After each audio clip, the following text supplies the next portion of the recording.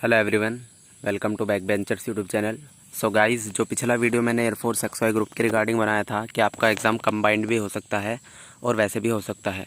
देखिए, आपका एग्ज़ाम अगर अलग अलग होता है, वैसे चांसेस कंबाइंड के ही हैं, लेकिन अगर अलग अलग होता है तो फिर चांसेस हैं कि आपका जो ये वाला एग्ज़ाम होगा इंटेक 1 का, ये अगस्त के अंदर हो जाएगा और फिर जो सेकंड वाला होगा वो फिर नवंबर तक चला जाएगा। नवंबर से पहले बिल्कुल भी नहीं होगा। ठीक है, तो ये मैंने बता दिया कि अगर अलग अलग हो सकता है तो कैसे कैसे होगा। अब बात कर लेते हैं, अगर कंबाइंड एग्ज़ाम हो सकता है तो क्या क्या चेंजेस आएंगे, इफ़ेक्ट क्या पड़ेगा कट ऑफ के ऊपर और एज लिमिट के ऊपर। तो इन सब चीज़ों के बारे में हम बात करेंगे। तो चलिए वीडियो स्टार्ट करते हैं। उससे पहले यहाँ पे एक मोटिवेशनल कोट है आपके लिए। निंदा से घबराकर अपने लक्ष्य को ना छोड़ें, क्योंकि लक्ष्य मिलते ही निंदा करने वालों की राय बदल जाती है। आप ये ना सोचें कि लोग आपके बारे में क्या बोल रहे हैं जब आप तैयारी कर रहे हो। ठीक है, क्योंकि अगर एक बार आप सफल हो गए तो उसके बाद में जो भी आपकी निंदा करते थे वो उनकी राय बिल्कुल बदल जाएगी आपके रिगार्डिंग। वो सब यही बोलेंगे कि हम तो पहले से ही जानते थे ऐसा होगा और वैसा होगा। ठीक है, तो लोगों के ऊपर अपना फैसला ना छोड़ें, ये आपकी ज़िंदगी है, आप इसे अपने हिसाब से तैयार करें। ठीक है, और हर काम में अपना बेस्ट दें, क्योंकि अगर आप अपना बेस्ट देंगे तो फेलियर मिलने के बाद भी आपको निराशा नहीं होगी, क्योंकि आपको एटलीस्ट ये सर्टिफिकेशन रहेगा कि हमने अपना बेस्ट दिया था। तो गाइज़, वीडियो स्टार्ट करने से पहले यह है मेरी इंस्टाग्राम आईडी rohila9872। यहाँ पे जाके आप मुझे फॉलो कर लीजिएगा। अगर आपका कोई क्वेश्चन है, क्वेरी है, तो आप यहाँ पे मुझसे पूछ सकते हैं। तो सबसे पहले इफ़ेक्ट की हम बात करते हैं, क्या क्या इफ़ेक्ट हो सकते हैं कंबाइंड एग्ज़ाम के। तो देखिए, सबसे पहले तो नंबर ऑफ़ एप्लीकेंट फॉर्म्स, जो एप्लीकेशन फॉर्म होते हैं वो बहुत ज़्यादा फिलअप हो जाएंगे। भाई, एक वैकेंसी के अंदर लगभग 3500 वैकेंसी आती हैं। ठीक है, तो जब वो दोनों एक साथ कंबाइंड हो जाएंगे 7000 के लगभग वैकेंसी हो जाएंगी। इंक्रीज़ ज़रूर होंगी वैकेंसी, डेफिनेटली ये डेफिनेट सी बात है। तो एप्लीकेशन फॉर्म भी जो है बहुत ज़्यादा इंक्रीज़ हो जाएंगे। ठीक है, बहुत ज़्यादा एप्लीकेशन फॉर्म भरे जाएंगे। तो सबसे पहली तो ये चेंज होगा। दूसरा चेंज क्या होगा, यहाँ पे प्रॉब्लम आ जाएगी कंप्यूटर्स के ऊपर, क्योंकि आप सभी को पता होगा ऑनलाइन एग्ज़ाम होते हैं, डेस्कटॉप पे होते हैं। तो वहाँ पे जो है एप्लीकेशन फॉर्म जब भर जाएंगे ज़्यादा, तो उसके बाद फिर डेस्कटॉप की प्रॉब्लम आ जाएगी। वहाँ पे ज़्यादा डेस्कटॉप चाहिए रहेंगे। और आप सभी को ही पता होगा कि जो CSB है, कोई इतना बड़ा है, जो कंपनी इतनी बड़ी है नहीं कि हर किसी का एग्ज़ाम कराए, जैसे SSC है या फिर आपका RRB है।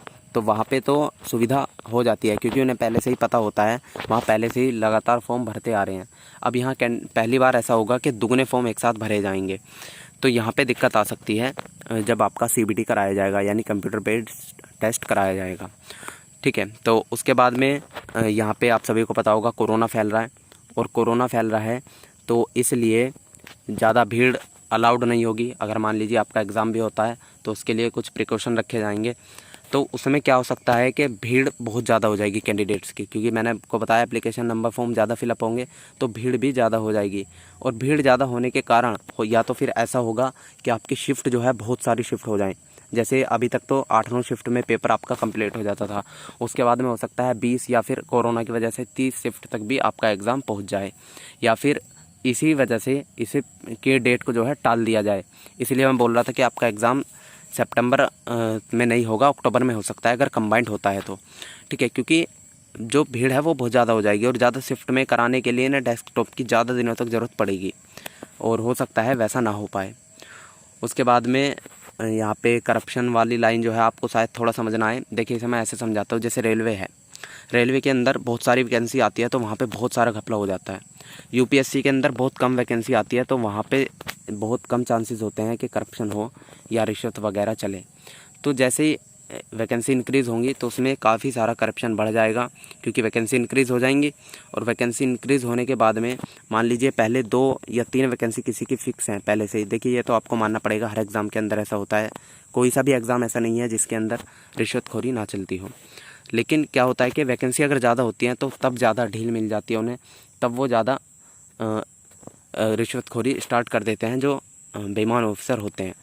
तो ये भी एक पॉइंट है, लेकिन हालांकि इस पॉइंट को मैं जो है इतना इम्पोर्टेंट नहीं रखता हूँ।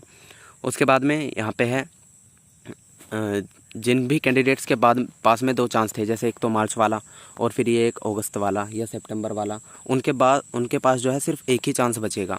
मान लीजिए किसी की जो है पढ़ने की आदत बढ़िया है या वो पढ़ने में बहुत अच्छा है, वो हर बार रिटन एग्ज़ाम निकाल सकता है, तो रिटन एग्ज़ाम तो वो निकाल लेगा। लेकिन जीडी के लिए जो उसे 2 बार का एक्सपीरियंस मिल सकता था, हो सकता था कि पहले वाले में फ़ेल होने के बाद में वो सेकंड वाले में अच्छा कर पाए, लेकिन अब ऐसा नहीं होगा। उसे सिर्फ एक ही चांस मिलेगा अगर आपका एग्ज़ाम कंबाइंड होता है।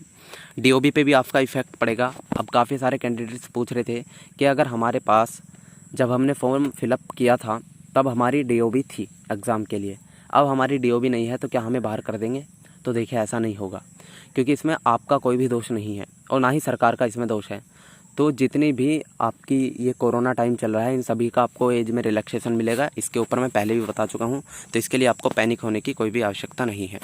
उसके बाद में कट ऑफ जो है वो आपकी घट सकती है, क्योंकि वैकेंसी इंक्रीज़ होंगी, फॉर्म उतने फिलअप होंगे नहीं, क्योंकि पहले से ही लोगों ने फॉर्म फिलअप कर रखे हैं। जिनके 2 चांस थे उन्हें एक ही मिलेगा। तो कहीं ना कहीं एप्लीकेशन फ़ॉर्म वैसे तो बढ़ जाएंगे एप्लीकेशन फ़ॉर्म, लेकिन अगर कंपैरिजन करा जाए तो वहाँ पे एप्लीकेशन फ़ॉर्म की संख्या घट जाएगी, यानी जो कंपटीशन है वो थोड़ा सा कम हो जाएगा और कट ऑफ कम हो सकती है, ये फ़ायदा भी है। उसके बाद में ट्रेनिंग की प्रॉब्लम, इतने सारे बच्चों को ट्रेनिंग कहाँ कराएं, तो उसका भी हालांकि कुछ ना कुछ सॉल्यूशन निकलेगा ही अगर एग्ज़ाम आपका कंबाइंड होता है।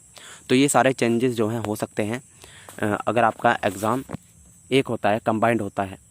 ठीक है गाइस, सो अब नेक्स्ट वीडियो जो होगी वो आपकी स्ट्रैटेजी के ऊपर होगी, एयरफोर्स वाई ग्रुप की। उससे पहले अगर आपका कोई डाउट हुआ और आप मुझे लगा कि उसके ऊपर वीडियो बनानी चाहिए, तो फिर वो वीडियो भी मैं स्ट्रैटेजी से पहले डालूंगा। तो अगर आपका कोई भी डाउट है आप मुझसे इंस्टाग्राम पे पूछ सकते हैं, मेरी आईडी है rohila9872, या फिर आप इस वीडियो के कमेंट सेक्शन में पूछ सकते हैं। सो गाइस, अगर आपको वीडियो अच्छा लगा हो तो सभी के पास शेयर कर दीजिएगा, जिन्हें भी चिंता है कि एग्ज़ाम कब होगा या कंबाइंड होगा कि नहीं होगा। ठीक है, तो मैं नेक्स्ट वीडियो मिलता हूँ आपसे, तब तक के लिए जय हिंद।